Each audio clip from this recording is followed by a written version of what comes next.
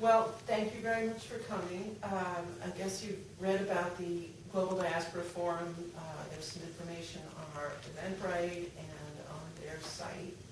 And so I'm just going to launch in with our topic, Spotlight Diplomacy, We All Shine. And I kept the title deliberately vague because I wanted to give us a chance today to start defining spotlight diplomacy. And the whole reason that we even came up with the new term is because cultural diplomacy is not only overused, but I'm starting to think that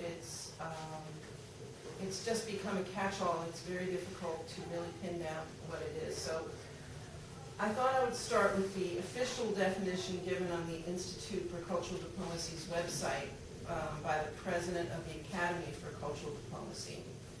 Cultural diplomacy may best be described as a course of actions which are based on and utilize the exchange of ideas, values, traditions, and other aspects of culture or identity, whether to strengthen relationships, enhance socio-cultural cooperation, or promote national interests.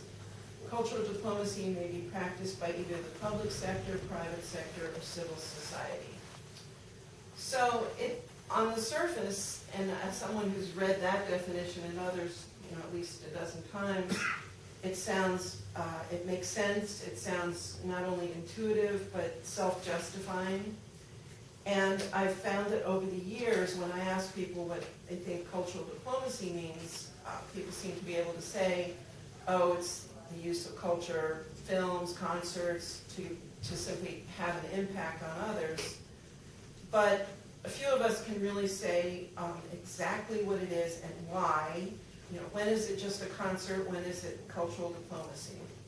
So I thought I would just give a brief history of cultural diplomacy in this country.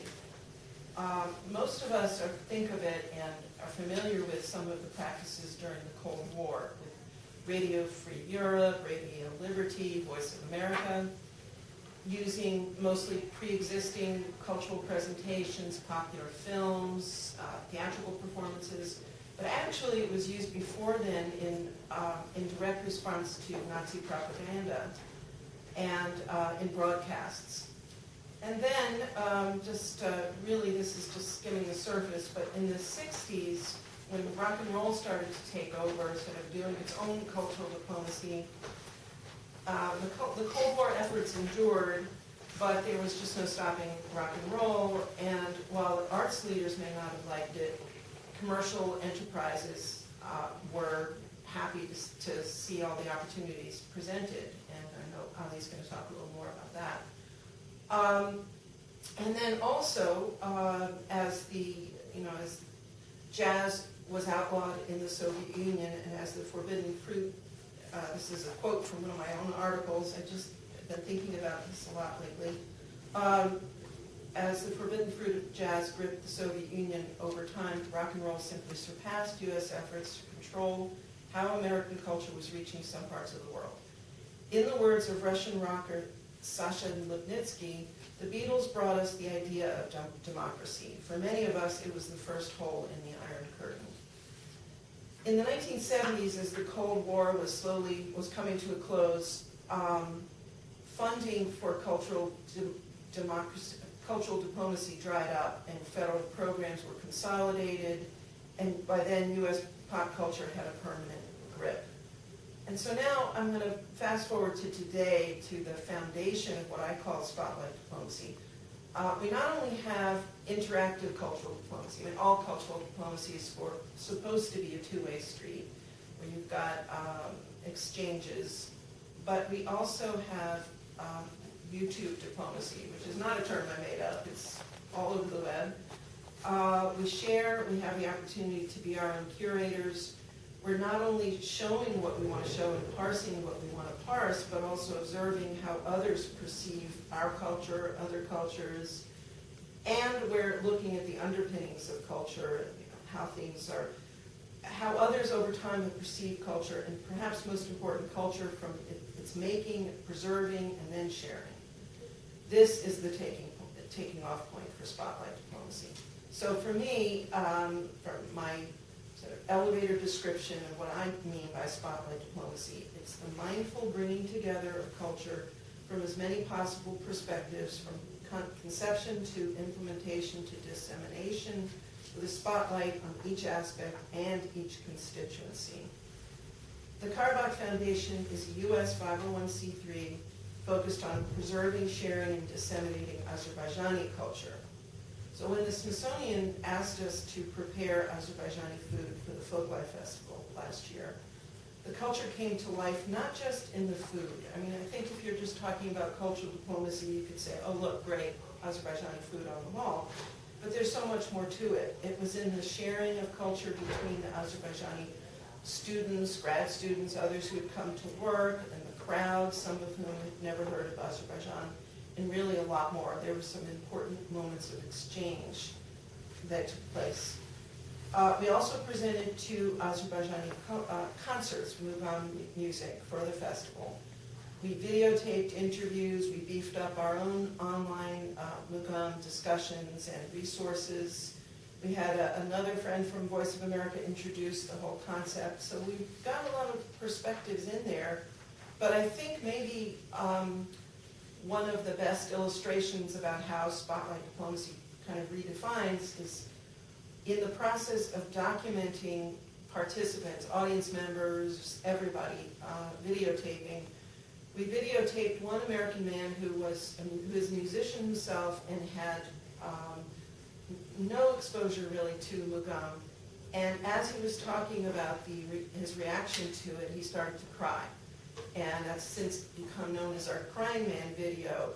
But I think it's really, it's kind of a moment that a lot of arts presenters hope for. But in the process, he became our volunteer. He's dug deeper into Mugham, and it's kind of what one hopes, the effect one hopes spotlight diplomacy will have. Spotlight diplomacy, I guess, my degree is in anthropology, so I would say spotlight diplomacy borrows from cultural diplomacy, that insider and outsider views of culture, for us anyway, are equally valid. I want to just talk, since this is Global Diaspora Forum, a little bit about the Azerbaijani diaspora. And since there are several Azerbaijani diaspora-related groups, it's easy sometimes to lump us in there with them. But in fact, the Azerbaijani diaspora is very important. It's a vital constituency for us. They provide information. They help us as volunteers. They lead us to important sources of the arts. When we were putting together in the early stages our cookbook about Karabakh, which is an occupied region and so out of touch for us, we went with a culinary historian who had had no previous exposure to the culture, and we talked to people with personal connections to Karabakh and secured their recipes and their stories. And it was, I would say, not only a useful technique for us, but also a kind of a vital force in the local Azerbaijani American and Azerbaijani community. And they, not only this, but I think that the process of our work, which Adil is going to talk about a little more, has breathed a kind of new life into the Azerbaijani diaspora here. It's revitalized certain traditional practices as people revisit their own culture through new eyes. And of course, very important to us is keeping the culture alive within Azerbaijani, or among Azerbaijani children who may not have ever been to Azerbaijan or may have heard about it.